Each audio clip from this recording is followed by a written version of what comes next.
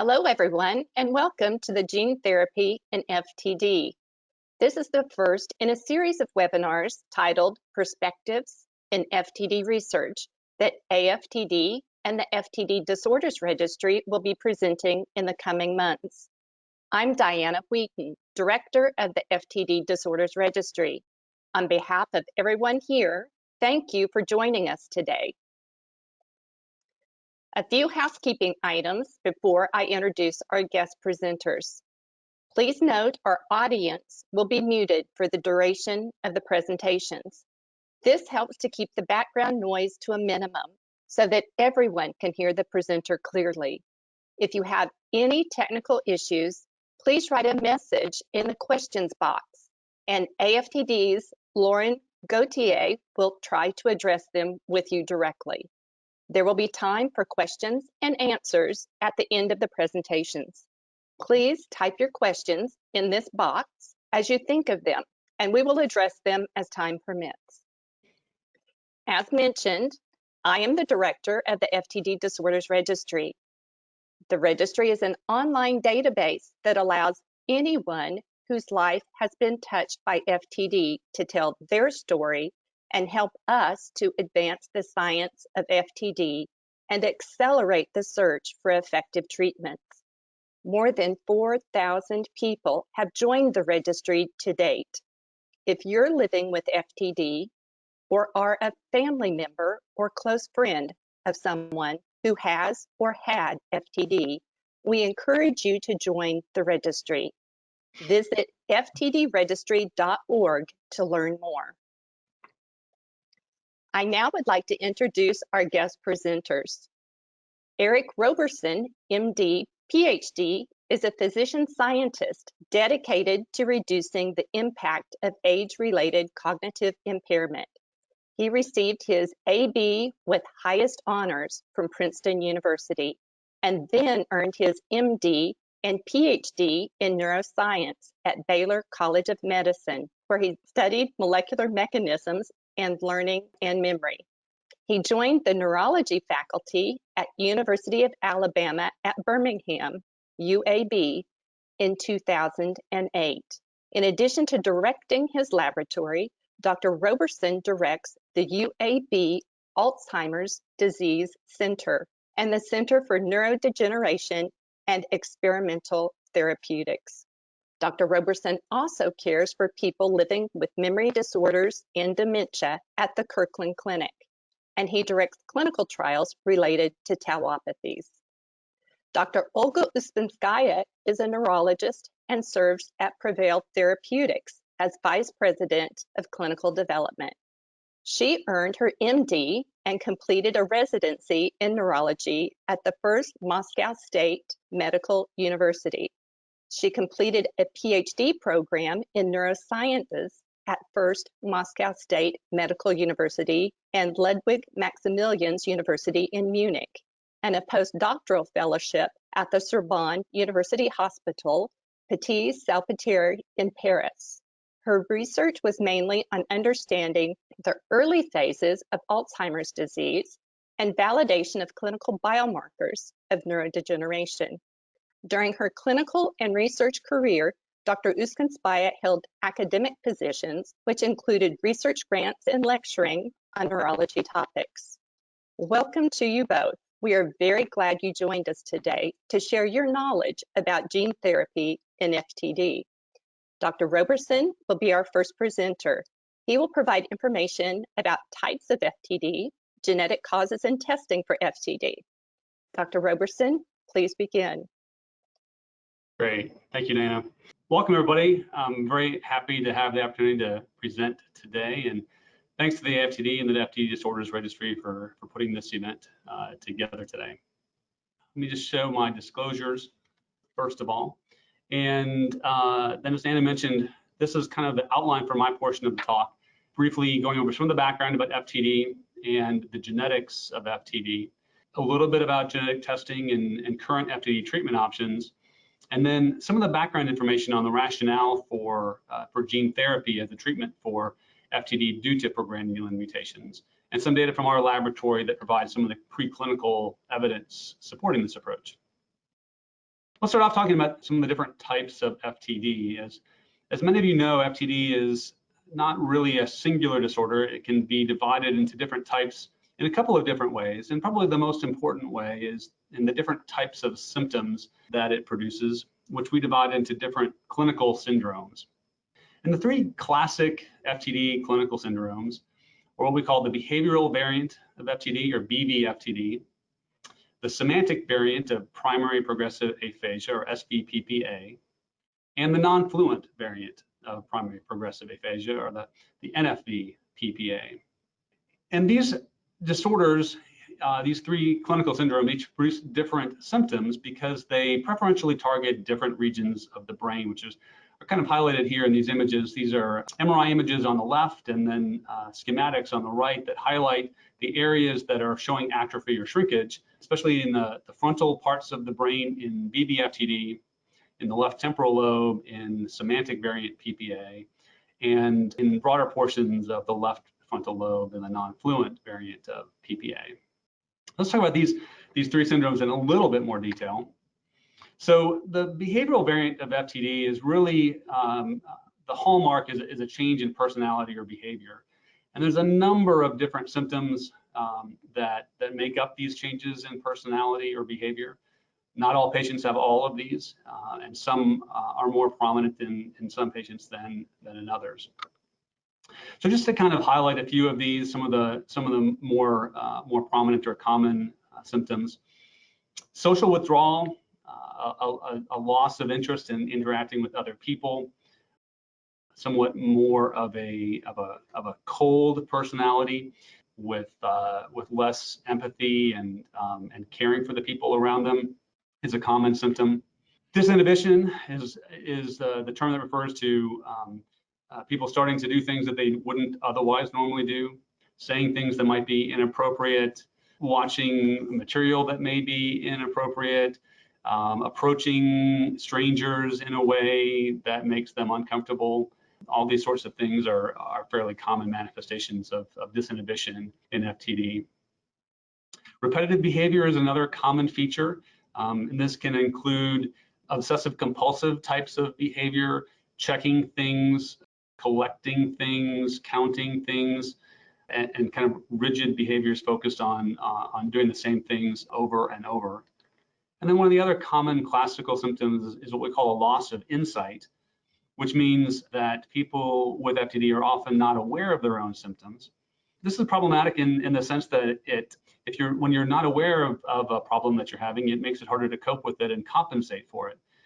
If you have a memory disorder and you're aware of the memory disorder, you might rely more on notes and memory aids, for example. But if you're not aware of a deficit, then you can't take those steps to help reduce the burden of those symptoms. And so the loss of insight in itself kind of complicates many of the other symptoms for that reason.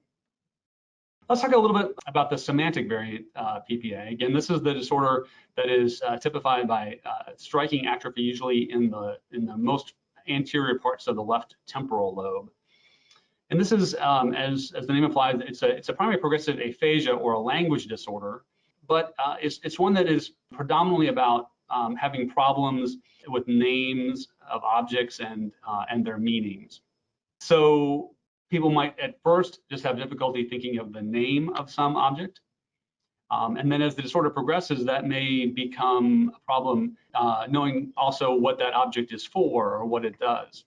Unlike most aphasias, people's speech actually remains fluent, and by that we mean that they still speak at a normal rate and words come out sort of at the normal pace. But because of these problems with the meaning of objects and the names of objects, the speech sometimes becomes more vague, and patients will use more generic terms. So instead of saying, dog or cow or some specific animal, it might just be animal. Instead of a specific, daisy or rose, might just say flower, or then it might just become plant, or then eventually might just become thing or thingy or something like that, a more generic term. And SVPPA often also has many of the similar behavioral symptoms that we just talked about with bvFTD. And then finally, the third of the classic triad of FTD spectrum disorders is the non-fluent variant of PPA. And this is an aphasia in which the speech is not fluent. It does not come out at the normal pace and rate It actually becomes quite effortful to speak, kind of strained, difficult to get the words out. Rather than full sentences, it comes out in short sentence fragments, what we call agrammatic, so not using the normal patterns of grammatic structure. In addition, the individual words are often pronounced incorrectly, kind of distorted speech, or what we call a speech apraxia. And this can progress over time, again, to a complete inability to speak, a complete muteness. And again, many of the behavioral symptoms that we talked about with bvFTD can be present in patients with this variant of PPA as well as having a higher frequency of motor problems, especially on the right side of the body, which is controlled by the left side of the brain, which is the side of the brain that's more affected in non-fluent PPA. Just to mention the three other subtypes of FTD: cortical basal syndrome, progressive supranuclear palsy, and FTD with motor neuron disease. Cortical basal syndrome and PSP are syndromes with Parkinsonism or Parkinson's-like stiffness and slowness.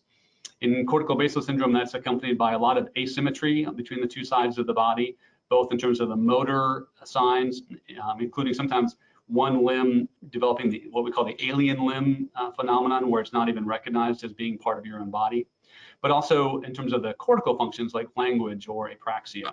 The classic feature, in addition to Parkinsonism for PSP, is problems with eye movements, and rigidity, stiffness of the body, and falls are also very common.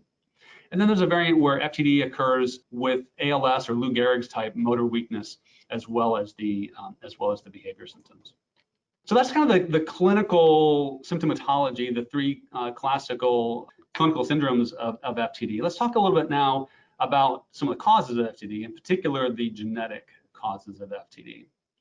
And so to start out with, let's just to kind of get our vocabulary on the same page. So by genes, we're talking about the instructions in the nucleus of each cell for making the different proteins in the body. People have about 20,000 genes in their body, and we have two copies of each gene, one that we get from our mom, one that we get from our dad. So we have two copies of each gene in every cell in our body, and these are stored in DNA, which is in the nucleus of a cell. And DNA is a long string of basically a series of what we call nucleotides that are, we usually named by their first letter, the A's, the T's, the G's, and the C's. And so it's just a string of these A's, G's, T's, and C's. The average gene has 10 to 15,000 of these nucleotides or letters in it. And altogether, when you include all 20,000 genes and all of the other DNA between the genes, we're talking about around 3 billion bases or letters in the human genome. So a genetic mutation is when one or more of these letters gets changed. So it can be as little as changing one of these 3 billion letters. If it happens in the right place, can lead to dramatic effects. That can lead to a change in the production of an abnormal protein, where one of the letters in the protein gets changed into a different amino acid. And in some cases, and this is particularly true of progranulin, which is going to be our focus today, it can often lead to production of no protein at all. And these mutations can be inherited. So once they occur in the DNA, if they occur in the DNA that is present in the sperm and the eggs, the germ cells, that can then be passed on to future generations. And mutations can also occur, what we call de novo, or new mutations can arise in people, even if their parents didn't pass that mutation along to them. So how are these mutations inherited? The mutations that we're talking about today in progranulin and the other FTD genes are what we call autosomal dominant. Autosomal meaning that they're on the regular chromosomes, not the sex chromosomes, not the X and Y. And dominant meaning that you only need one bad copy of the gene to get the disease. Now, with autosomal dominant genes, the inheritance pattern is such that each child of someone who has this mutation would have a 50-50 chance of inheriting the mutation. So you can see in this example, the normal version of this gene is in the brown color, and the abnormal gene, the version with the mutation, is in blue. And so in this case, the father has mutation in the gene and is affected by whatever disorder we're talking about. In this case would be FTD. And then basically, since it's a 50-50 chance for each of his children, whether they get this copy of his chromosome or this copy of the chromosome, they can either about 50-50 chance of getting the disease on average. So roughly half of his offspring will inherit the mutation. So what genes are we talking about with FTD? There are 3 major genes that are associated with FTD. And this pie graph just kind of shows if we sum all of FTD together, and then we first divide it, the colors here are dividing it in terms of the type of pathology that shows up in the brain. So the most common types of pathology are either tau pathology, which is shown in green, or TDP43 pathology, which is shown in gold. And then FUS is a much less common type of pathology. And then the outlines of these pie pieces are the genetic causes of FTD. So many cases of FTD, sort of this piece of the pie here and this piece of the pie here, are not caused by a genetic mutation. They're what we call sporadic, and we don't really know what the cause of these cases of FTD is. But in about 1 out of 5, something like 20% of FTD cases, we can identify a genetic mutation, which is the cause of the disease. And the most common mutations causing FTD are these 3 genes: MAPT, which is the tau gene, the gene that encodes the tau protein, C9 or 72, and GRN, which is the gene for progranulin. And this is really going to be our focus today. The gene therapy approaches that we're talking about today are designed for patients with progranulin mutations. And so that's really what we're going to be zeroing in and talking about for the rest of the webinar. So what is progranulin? Progranulin is the protein that's made from the GRN gene, or the progranulin gene. And it's a protein that makes up the part of the cell's lysosome.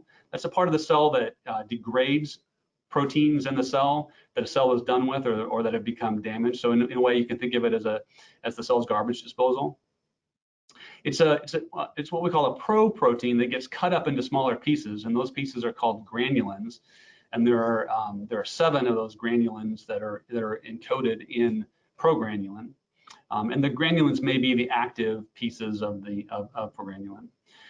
We also know that progranulin can be secreted from a cell. It can be pumped out of the cell and then taken up by other cells. So it can travel from cell to cell.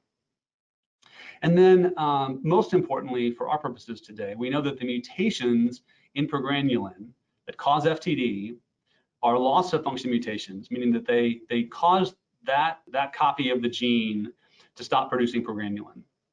So you only have 1 good copy of progranulin, and you're only producing about half as much progranulin as you should. And this is an example of what happens to levels of progranulin in the blood. So this is in people who do not have a genetic mutation. These are normal, healthy controls, just showing what the levels of progranulin in the blood should be under normal conditions. And then this is a group of people who carry a mutation in the progranulin gene, but do not yet have FTD. So a younger group of patients. And then these are patients who do have FTD, and it's being caused by one of these mutations in progranulin. You see that both of these groups that carry a mutation in progranulin have levels that are actually a little bit less than half of normal levels. So not enough progranulin is floating around. And of course, you can tell that the levels are just as low in people in the pre-symptomatic stage of the disease as they are in people with FTD due to progranulin. So you have to have a period of several decades going around without normal levels of progranulin before you become symptomatic and develop FTD. So what about genetic testing? How can you tell if you have one of these mutations? So genetic testing is becoming a lot more common. It's done now fairly easily on a blood sample, in some cases even on a saliva sample. For people who have FTD, this can be arranged through a provider as part of the workup of understanding the cause of the disease. For family members of someone with FTD due to a mutation, or someone with FTD where it's not yet known, it is possible to get tested. This is generally, in people who are asymptomatic, pre-test genetic counseling is recommended, just to walk through with a genetic counselor who's been trained to counsel people about all the implications of getting genetic testing.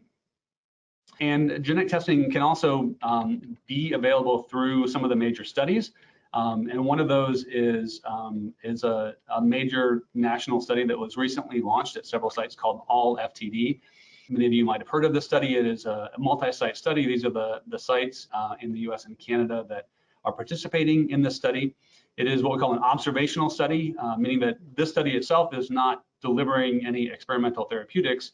It's enrolling patients and following them over time to better understand disease and the evolution of disease, but also to have a registry of patients so that when there are opportunities for clinical trials and the testing of new potential therapies for the disease, that we have a group of patients already identified and well characterized. If you're interested for more information in the study, I've listed the website for the study there. Talk a little bit about treatment of FTD. As many of you know, at this point, there are no FDA-approved therapies for FTD. There are many medicines that are often used and prescribed by neurologists and other providers caring for patients, and they can be helpful. In particular, probably the most commonly used drugs are the selective serotonin reuptake inhibitors and some of the other drugs related to those that affect levels of serotonin and kind of boost the effectiveness of serotonin in the brain. We know that serotonin levels are lower in patients with FTD, and that reduced serotonin can produce many of the symptoms, the behavioral symptoms that we talked about earlier. Antipsychotics are often also used when needed to control some of the behavioral symptoms in FTD. There are increasingly now beginning to be more clinical trials in FTD. The FTD Registry, FTD Disorders Registry, has a nice find a study page on their website where you can go to look at currently enrolling studies. And I've listed a couple here, and these are again, right now there are 2 that are beginning to enroll patients with progranulin mutations. So it's a very exciting time that we're starting to have some truly disease-modifying therapies that particularly target these upstream mechanisms related to the gene that's causing the disease. And PR006 is one that we're going to talk more about today as a gene therapy. So let's get into gene therapy a little bit and a little bit more of the details on that. So just as we step back and think about, so we've talked about FTD being a disorder that's can be caused by mutations in the progranulin gene. And in people where that is their cause, where they have a mutation in progranulin, they are failing to produce progranulin from one of their copies of the gene. And so the problem is really being caused by a lack of progranulin, not enough progranulin or insufficient levels of progranulin in the brain. So what could we do as a therapeutic strategy to do this? And there have been a number of different ideas that have been tested, and really all of these are still being worked on. One idea is to get the good gene. You still have one copy of the gene that's perfectly fine, and there may be ways to increase the production of progranulin from that gene. Get that gene, if you get that gene to kind of turn up the volume and make twice as much, you'd be just kind of right back to where you were at the beginning, and you would be making enough progranulin. Another way is to get the bad copy of the gene to still make some progranulin. So the way that these mutations work, what they do is they produce a faulty RNA, which is the intermediate step between the DNA and the protein, and that RNA gets degraded, and that's why you don't get any protein. But there are some drugs, and this has been a strategy that works, for example, in cystic fibrosis, to read through that and still make some protein from that RNA. It might not be perfectly good protein, but in many cases it's still effective, and it may be enough to get you back up to levels of progranulin function that prevent FTD from occurring. A third approach would be to, instead of working on the production side and trying to make more progranulin, it would be to try to protect the progranulin that you have and reduce the degradation of progranulin. So whatever progranulin you do make sticks around longer. And this is also something that is actively being pursued, and is probably the mechanism that underlies the AL001 clinical trial that is getting up and going. And then the last one, and this is the one that we're going to focus on today, is to put in more copies of the progranulin gene so that you make more progranulin, because you've lost one of your 2 good copies.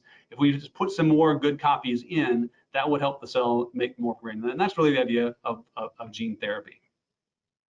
So why are we pursuing this? What's the evidence that this might work? So this is something that that we have been working on in my lab for the past several years, and we started out by testing whether this would be a good approach using mouse models of FTD due to progranulin mutations.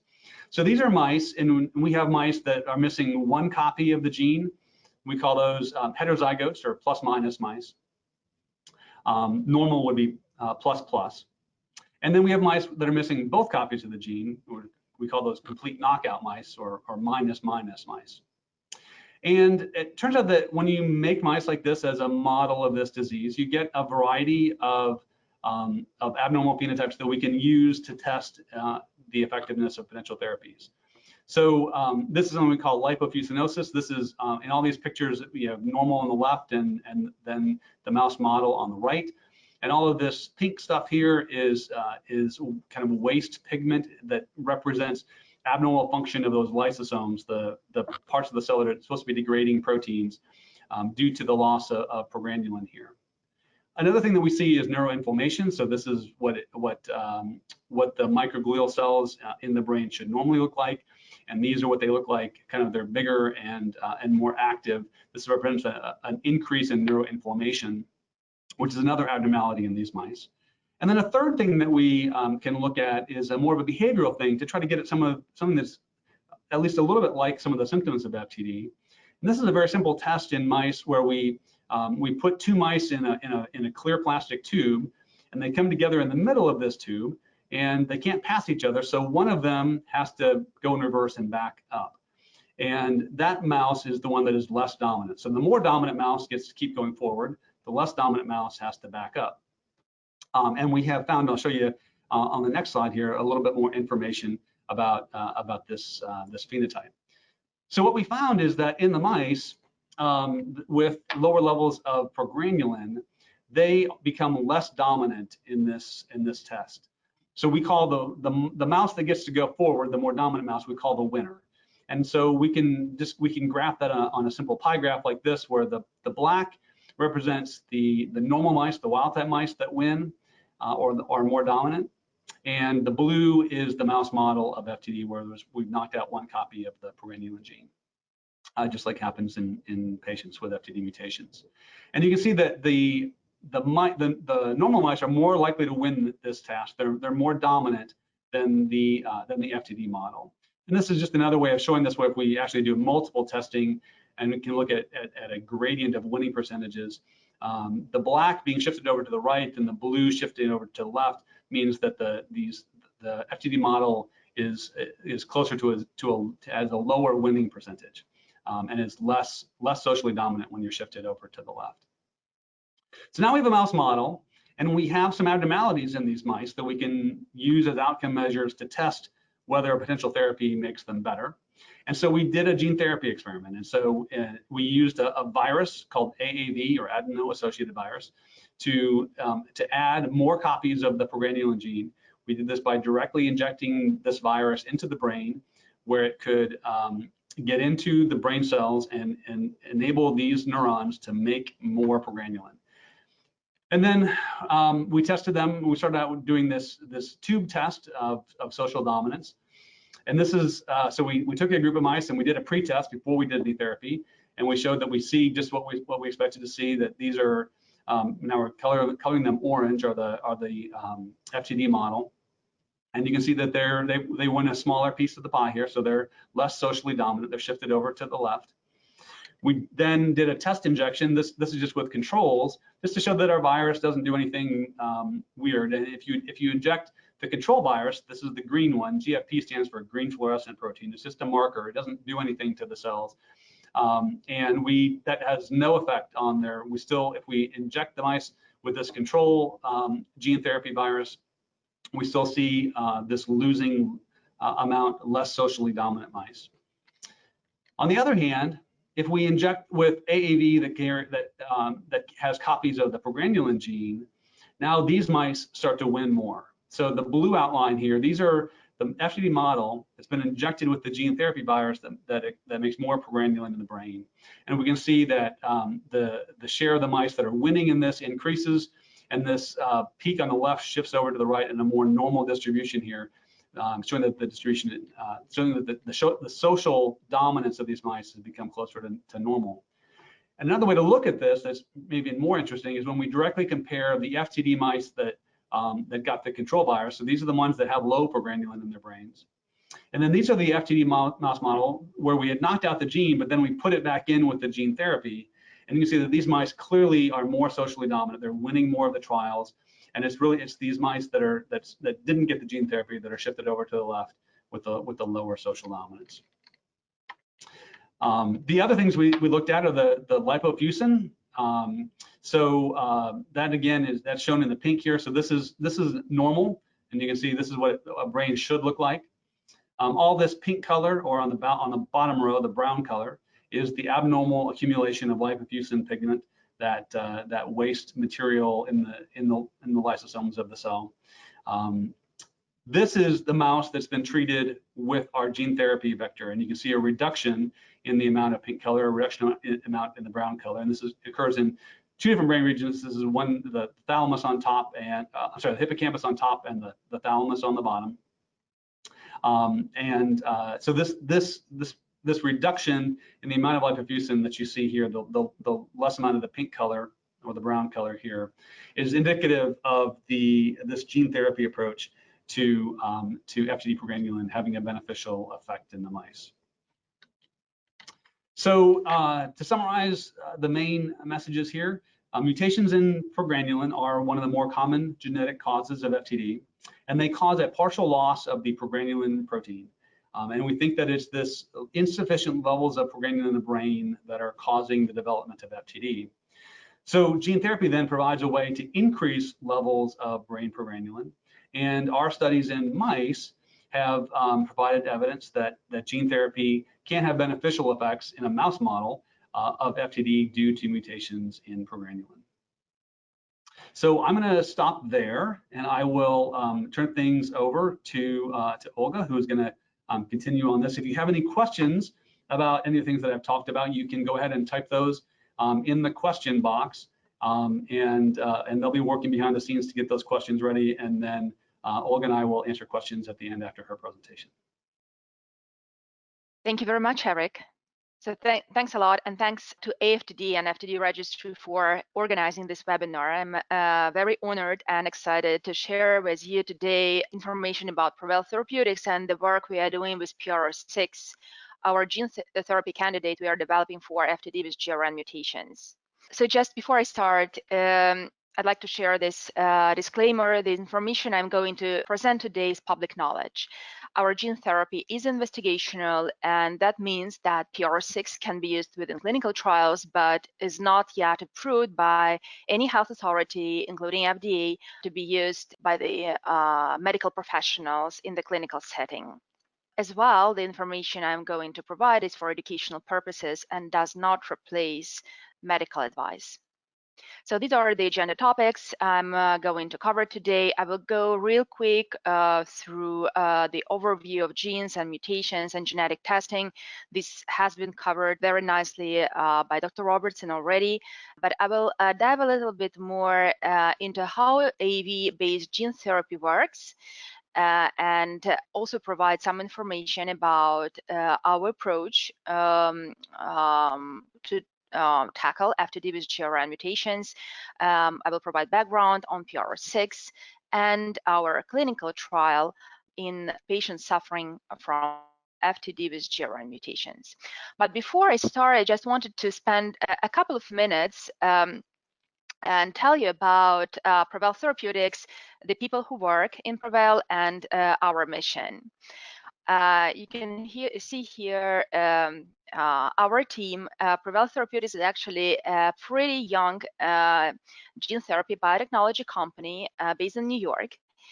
Here you can find people with different backgrounds. Some come directly from academia, others are industry veterans, but all are united by the common goal to develop transformative gene therapies for patients suffering from devastating neurodegenerative disorders.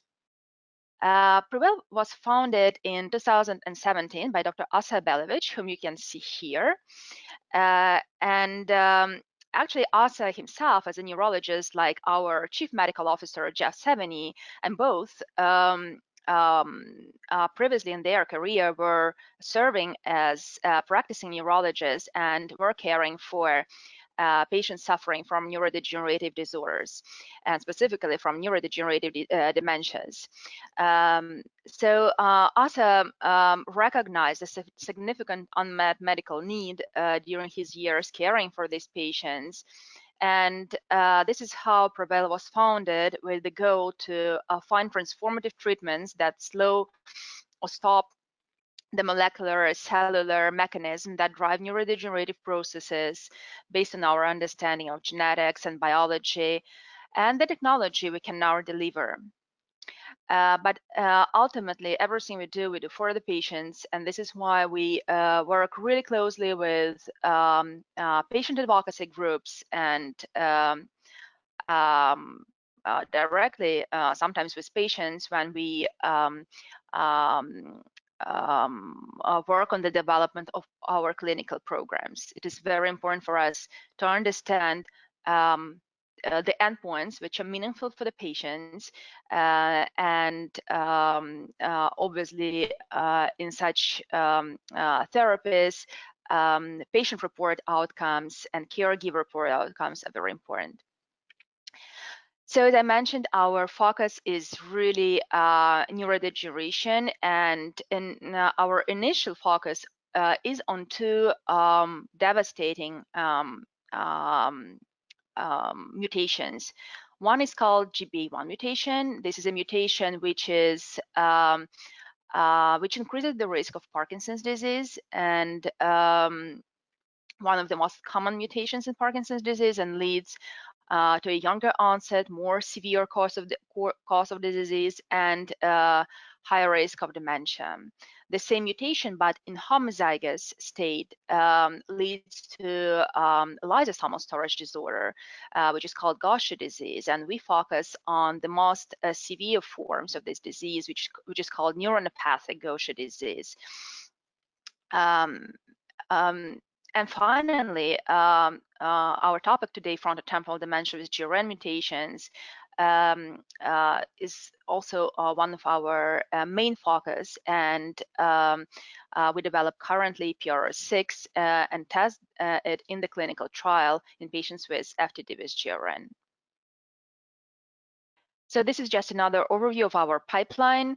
Two gene therapy candidates are currently in the clinical trials. We have obtained FDA clearance to proceed with human testing based on the previous animal data we collected for these gene therapy candidates, but we also have additional therapies in early stage development, again, with the focus on neurodegenerative diseases. So Erik has already provided a very nice overview of genes and mutations and why genetic testing is so important. But let me just spend 1 minute and maybe repeat some of this important information. So as you know, genes are segments of the DNA, which are sort of blueprints to build the proteins that make our body works. And we have every person have from 20 to 25,000 of genes, and we inherit generally 2 copies of each gene, each from one parent. They sometimes, of course, you know that genes influence everything we are, from color of our hair and eyes up to how our immune system responds to viruses. And we heard a lot about that during this COVID pandemic.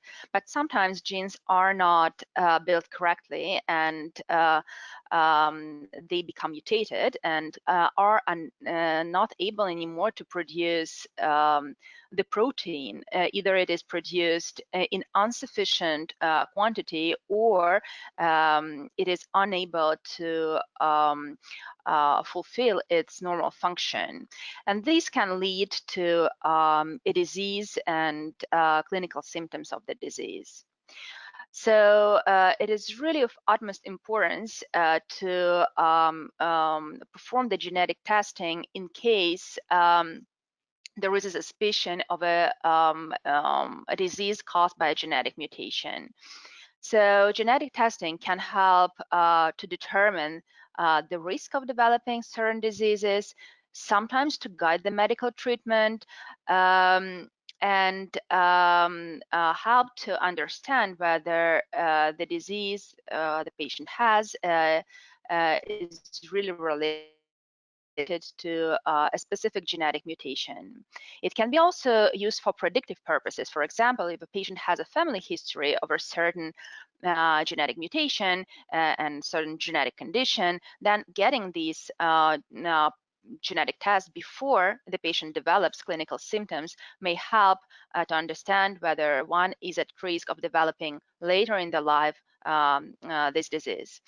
And finally, as the precision medicine approaches become available and enter into the clinical trials, genetic testing may help match clinical trials to specific clinical trial participants who have a genetic mutation and who are most likely to benefit from certain treatments. But of course, getting in genetic testing is a very important decision, and it may impact patient life and may impact patient's family. So you really, I think it's very important that you talk to your doctor, a medical geneticist or a genetic counselor before you get the test, or if you have already done the test for your frontotemporal dementia, it is important to talk to your doctor to understand what it really means for you and your family, and maybe find a clinical trial which matches your mutation. So let me now dive a little bit into how actually AAV-based gene therapy works. So in case when the disease is caused by a genetic mutation, gene therapy may be able to help. In general, gene therapy refers to the introduction, removal, or change in genetic material, specifically DNA or RNA in the cells of the patient to treat a specific disease. The transfer genetic material changes how a protein is produced by a specific cell and hopefully helps to correct the disease. This new genetic material or healthy gene is delivered into the cell by using a vector. And this is like as if this new healthy gene is a letter and the vector is an envelope which is used to send this new genetic material into the cell. Typically, researchers are using viruses as vectors because they're great in infecting cells. And of course, these viruses are modified in the lab to remove disease-causing material and to add the good genetic material so that the vector delivers it into the cell. There are actually multiple types of gene therapy, and sometimes you might have heard about ex vivo gene therapy, which means that in this case gene therapy is delivered outside of the body. This requires prior harvesting of patient cells and manipulation them in the lab and then reintroduction in the patient body. But vectors can be also delivered directly in the patient body, and this is called in vivo gene therapy, and this is the approach we are taking at Prevail. So like many others, Prevail is using AAV-based gene therapy, adeno-associated virus gene therapy. So AAV stands for adeno-associated virus, actually. AAV is a small virus which is unable to cause the disease itself, and it actually serves just as a shuttle or as an envelope to deliver the healthy copy of the gene into the patient cells. When AAV vector carrying healthy human DNA enters the brain cell, in the case of FTD, for example, it has the chance to deliver the cargo gene directly to the nucleus, the part of the cell which gives the instructions for making the protein. And the healthy gene then tells the cells to make this healthy protein, which is lacking. For example, like it is the case with progranulin protein. AAVs are actually an ideal vector because it has naturally occurring properties and is easily able to enter the cell without infecting the cell. First of all, in general, AAVs do not cause a disease, but also they are, of course, modified to remove the original viral DNA and to replace it by the cargo gene, the healthy gene. AAV9, the type of AAV gene therapy we are using at Prevail, has a distinct ability to enter CNS and to treat the diseases that affect the brain. In the majority of cases, gene therapies are developed to treat the cause of the disease and not just symptoms. Hence, gene therapy has the potential to be curative or at least control the progression of the disease, so to be disease-modifying treatment. But of course, more research is needed to understand gene therapy long-term effects. However, we have already very encouraging proof of transformative nature of gene therapies, like you can see on this slide. Recently, I think the field was very lucky to see the approval of two AAV-based gene therapies, Luxturna and Zolgensma, which already brought transformative and dramatic benefit to the patients suffering from such devastating diseases as inherited form of blindness or spinal muscular atrophy type 1, which previously had absolutely no treatment options. So let's talk about how PRO6 may help in the case of FTD caused by GRN mutations. As Dr. Robertson already explained, frontotemporal dementia is actually designates a spectrum of the degenerative dementias with a remarkable heterogeneity from clinical, pathological, and genetic point of view.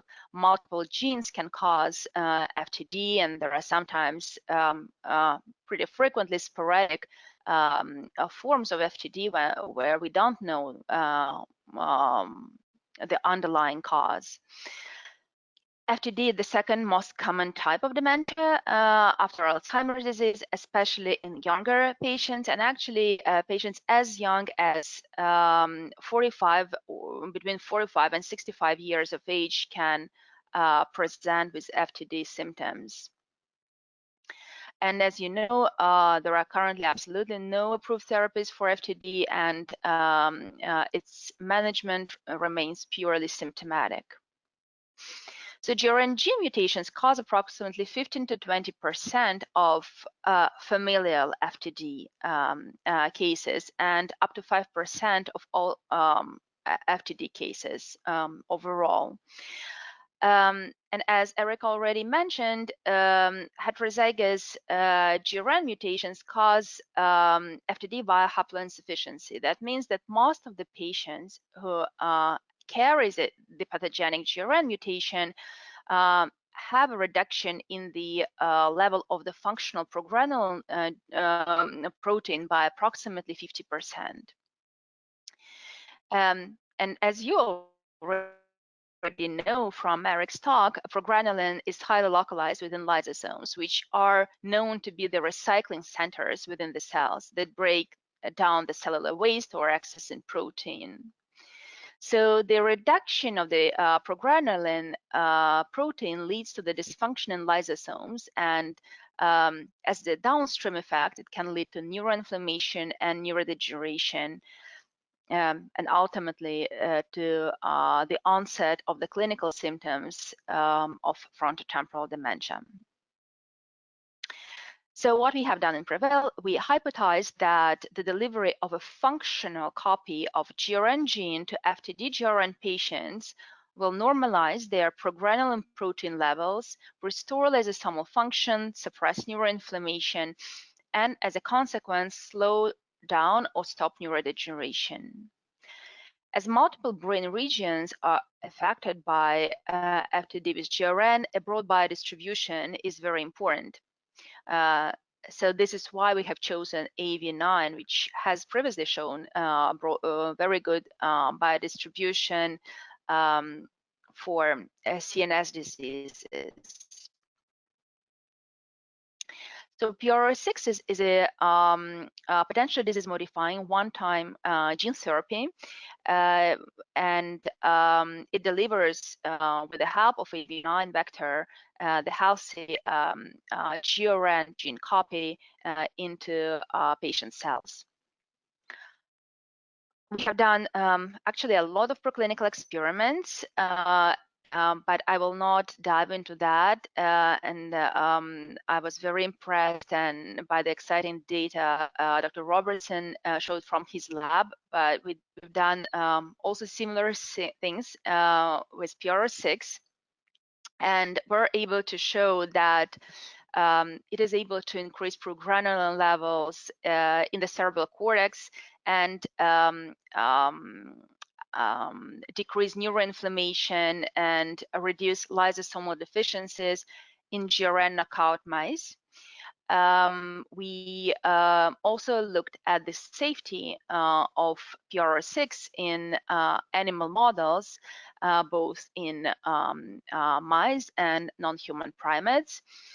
And we're able to show that PRO6 is safe and well tolerated, and we didn't observe any in life or histopathological changes which could be considered adverse. So PRO6 is currently being tested in a first-in-human trial, which we call PROCLAIM trial. PROCLAIM trial is phase 1/2 ascending dose trial to evaluate safety and effects on progranulin protein levels after treatment with PRO6 in patients suffering from frontotemporal dementia with GRN mutations. PROCLAIM study is open label. That means that all patients will receive the active treatment, so there is no placebo arm. And the patients will be enrolled in 3 overlapping cohorts with up to 15 subjects overall in the PROCLAIM study and up to 5 subjects in each dose cohort. Gene therapy trials are actually very lengthy, and this is a regulatory requirement because we need to understand and confirm that the effect of gene therapy is long-term and has enough durability, but also to ensure that we collect long-term safety data. So that this is why a PROCLAIM study is actually a 5-year trial, and this 5-year trial includes the first year, which is the main study period, when we collect a lot of biomarker information. We are monitoring patients very closely for safety, and at the end of this first year of the study, once all patients in each cohort complete 1 year post-treatment, we will perform an interim analysis to understand how and whether this specific dose level works. But it is important as well to point out that even the low dose was already scaled to bring efficacy to patients. Actually, we in gene therapy clinical trials, we select the starting dose which has the best chance to be efficacious. And then we will follow up the patients for additional 4 years to continue to collect safety information, but also to collect certain biomarkers and information about the clinical progression of the disease. So the PROCLAIM study enrolls patients with symptomatic stage of the disease. So it means we enroll those patients who already present with clinical symptoms. This study is, as you understand, delivers a wild type FTD-GRN gene, so it only enrolls patients who have a pathogenic GRN mutation. So those who are most likely to benefit from this gene therapy approach and increase of progranulin protein levels as a consequence of this gene transfer. We enroll men and women with a very broad age range and with a very broad disease stage range. We actually, in order to qualify for this trial, all patients will undergo a very well-known in the field semi-structured interview, which is called Clinical Dementia Rating Scale plus NAC FTLD instrument, and the patient should score the sum of boxes for this instrument between 1 and 15. So patients with very, very mild symptoms up to moderate dementia stage will be able to be part of this study. I will talk about this a little bit later, but the drug is one-time treatment, and it is delivered into the cisterna magna under general anesthesia. So obviously, the patients who have contraindications to the intra-cisternal injection or contraindications to general anesthesia or deep sedation will not be able to be part of this study. If you take blood thinners, you will have to discontinue them prior to receiving gene therapy, and patients who have received previously other gene therapies or cell therapies will not be able to be part of this study. Of course, these are just key eligibility criteria. More other criteria should be fulfilled, and this will be checked by the principal investigators at the clinical sites. So eligible patients will also undergo pre-screening just to ensure that you don't undergo maybe invasive procedures during the screening if you don't qualify. We will also do the genetic testing as part of the screening procedures. And as I already mentioned, every patient will receive a single dose of PRO6 at one of the 3 dose levels, low, mid, and high. And independently of the dose level, PRO6 will be administered into the cisterna magna. It is a very common approach currently in the gene therapy field to include prophylactic immunosuppression in gene therapy trials.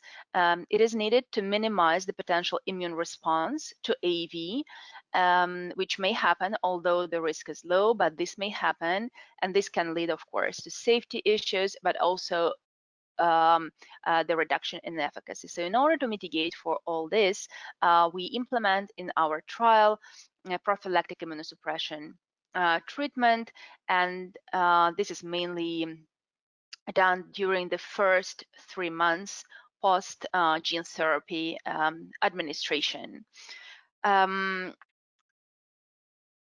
If you want to learn more about PROCLAIM study, you can find the information on the clinicaltrials.gov webpage. You can see here on the bottom of the slide the number of the clinical trial to help you find it more easily. So as I mentioned, PR6 is administered via intra-cisternal delivery, and this procedure is actually very well known to neurosurgeons and interventional radiologists. It is minimally invasive, and it will be guided in the clinical trials setting by real-time neuroimaging. So this procedure will be done under CT fluoroscopy to ensure that we mitigate for any potential side effects of the procedure. Why we are delivering into the cisterna magna is because the administration directly to the CSF reduces the exposure of the rest of the body to the gene therapy, and it reduces the risk of side effects, but also it helps to better transduce brain cells, and to ensure that gene therapy has a broad biodistribution, which is critical in such a disease as FTD with GRN mutations. So this is something I already mentioned, that it will be done with real-time neuroimaging, so-called CT fluoroscopy, and it is minimally invasive. The patients who undergo the procedure will also stay in the hospital for after procedure for monitoring. This is maybe out of abundance of caution, but we want to ensure that we protect patient safety as much as we can.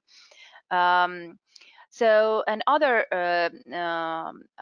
aspects of the clinical trials which were implemented to protect patient safety is that we give all patients immunosuppressant treatments before and after the procedure to decrease the potential immune response. And during the first months post gene transfer, the patients will undergo frequent blood tests to monitor for patient health. So as I mentioned, this study is currently enrolling, and we have identified 4 clinical sites in the US. One site is actively recruiting. The site is based in Florida, and you can see the contact details on the slide. And we really can't wait for other sites to join the study. Unfortunately, due to COVID restrictions, it took a little bit more time, but we hope that very early next year, the remainder 3 sites will be up and running, and they are based in California, Florida, and Pennsylvania. Proclaim study is actually a global study. We start the enrollment of the patients in the US, but other countries worldwide will progressively come on board, and we'll announce which countries these are a little bit later on. So as a summary, I think we all understand that gene therapy presents a new hope for patients with genetically defined diseases. Prevail is committed to developing transformative AAV-based gene therapies for patients with neurodegenerative diseases. And among these approaches is PR6, which is an investigational gene therapy, which is developed as one-time treatment to correct the underlying genetic mutation in FTD with GRN. The recruitment in the Proclaim study is currently underway, and please visit clinicaltrials.gov to learn more, but you're also very welcome to visit our website and to contact us via patients@prevailtherapeutics.com if you have any questions about the study. Thank you very much for your attention. I think Diana, it will go now back to you for the Q&A section. Absolutely right. Thank you, Olga. Okay, and we're going to ask Erik to actually join us by camera as well. And we will now take questions from the audience. Please use the questions box to type in your questions if you haven't already done so. And we will do our best to answer as many as time permits. Okay, and we have a few to work with, so we'll go ahead and get started. And we will start by asking a question of Olga about how successful are AAV vectors at delivering gene therapy to the brain, in contrast to perhaps easier to access tissues like the eye. Right, so both eye and brain are areas which are sort of protected in the body. And I don't think that, I think the approaches are very different, and delivery to the eye and to the brain, these are different procedures. Both of them are well known to the physicians. but it is very important to deliver to the right place. So we deliver into the cisterna magna because we know from our animal experiments, and we also know from others' experience that it helps to provide broad biodistribution. It helps to ensure good transduction of CNS cells, and it was shown to reduce disease-specific phenotypes in our animal models. But most importantly, we have track record of delivering into the CSF in other clinical trials, and it has been shown that it is safe and well tolerated. So this is why we are taking this approach. Thank you. Okay, Erik, we will ask you a question about, are there any other ways to increase progranulin outside of gene therapy? Yeah, so this gets back to the point that I was making kind of on that slide with the 4 boxes. There are other ways to think about doing this. Some groups have tried using small molecule drugs that would, in different ways, lead to activation of progranulin expression from the good copy of the gene. That's still being explored. The hard part with that is getting something that's specific for progranulin that only turns on progranulin and doesn't turn on other things that you might not want to turn on. There are other groups that are working on ways to still make the bad copy of the gene produce some functional progranulin, and that could help. And then there is another, there's an antibody agent that is now in clinical trials that is acting on blocking the pathway that leads to progranulin degradation as a way to produce more progranulin. So there's a lot of different ways that people are looking at trying to treat progranulin. I think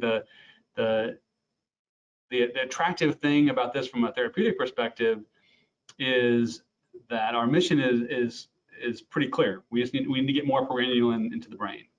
We need to get it in the right place, in the right time, in the right amount, and all those. We need to kind of, but it's much simpler conceptually than in a lot of other diseases. We don't even really know where, what exactly the goal is.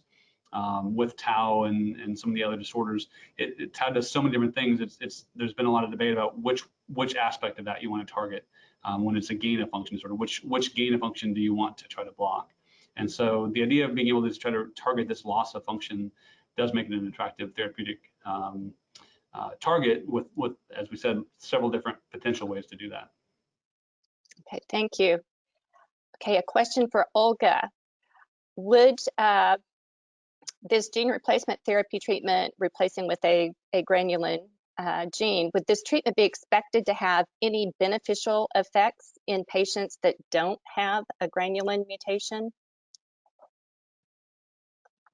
So for the moment, I think it is important to first confirm that it has beneficial effect in patients with granulin mutations. And as Erik mentioned, it is a pretty straightforward approach. We know that these patients are haploinsufficient, that they produce on average 50% of progranulin protein compared to a healthy person, and our goal is actually to restore their progranulin protein levels and as a consequence help with the downstream effects and slow down neurodegeneration.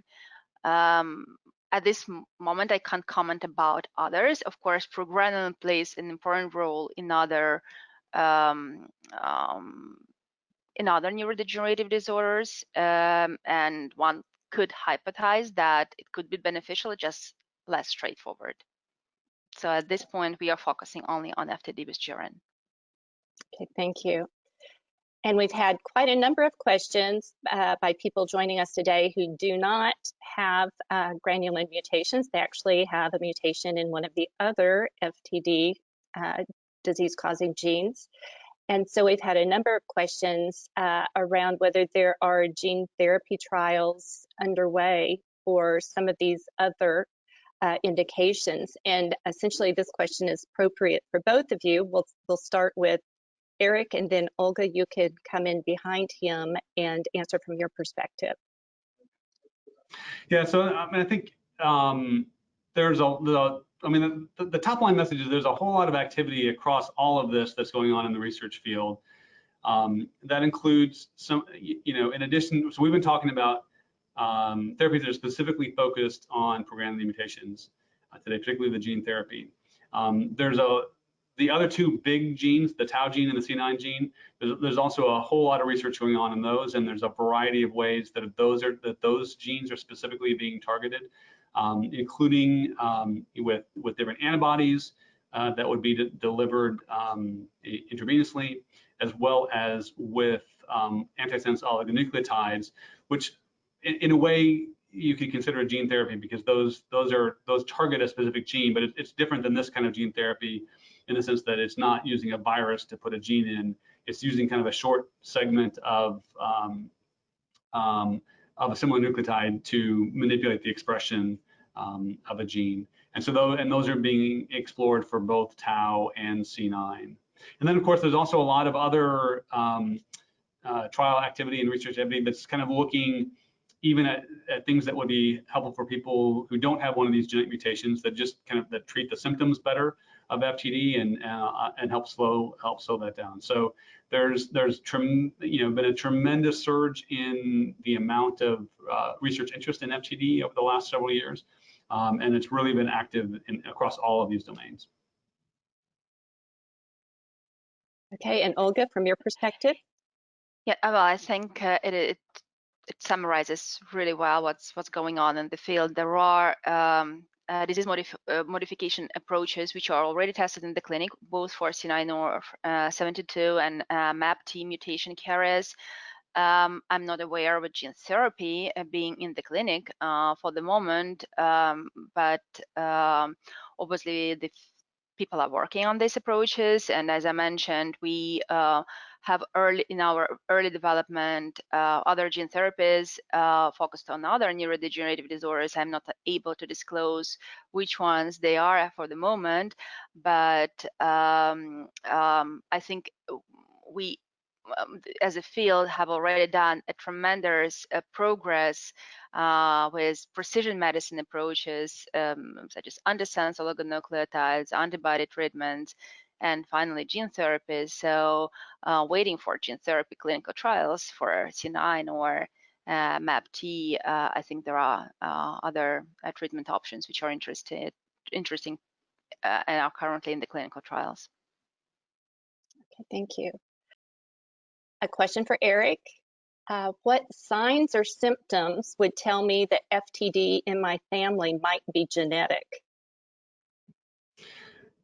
The main one would be family history. So these three genes, the tau, the progranulin, and the C9orf72, are all autosomal dominant genes, which means that generally speaking, they've been running in families and affect every generation of the family. And anytime you have one person who's affected by the disorder due to that mutation, then roughly half of their offspring would be affected as well.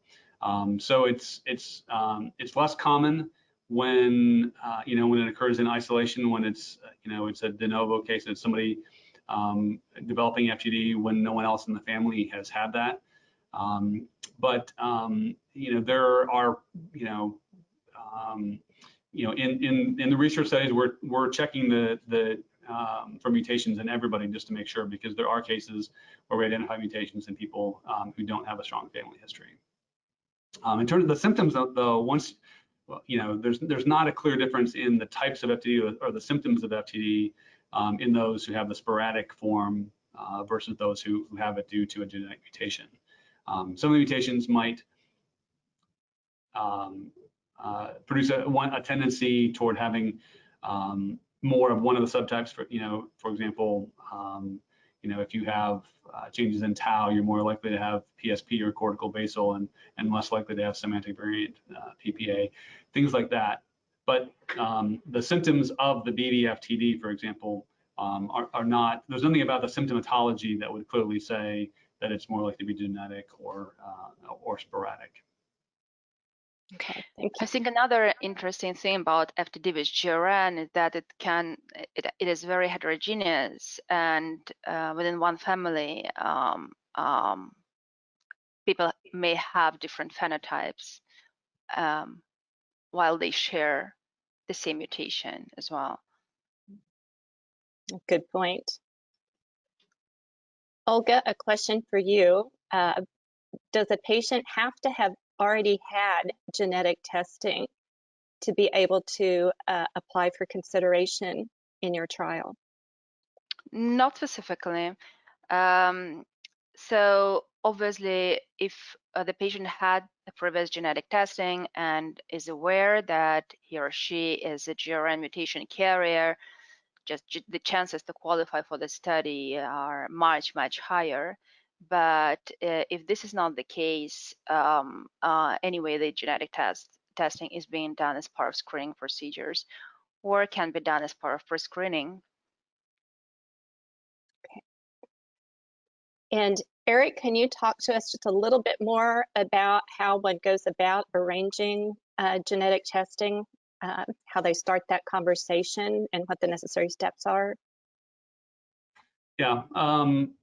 Again, there's it's a little bit different depending on whether we're talking about somebody who already has symptoms of FTD, in which case it's best done through by talking to your doctor, and it can be arranged. There are CLIA certified labs that your provider can send the samples off to. It's a lot more complicated in thinking about asymptomatic family members. There's a lot more to think about in terms of some of the things that Olga mentioned, in terms of how it might affect your future insurability and all that kind of stuff that you really want to talk through with the genetic counselor first before doing that. And again, it's something that you can talk about with the doctor, but in the case of a young, healthy person, more like a primary care doctor, he's probably not going to have a lot of familiarity with genetic testing for neurological diseases and genetic counseling. In those cases, I think getting in touch with one of the research centers, that's the kinds of sites, the AFTD, the all FTD sites. The information on the FTD Disorders Registry website are useful sources of information for places that have the expertise to provide that kind of information and guidance. Excellent, thank you.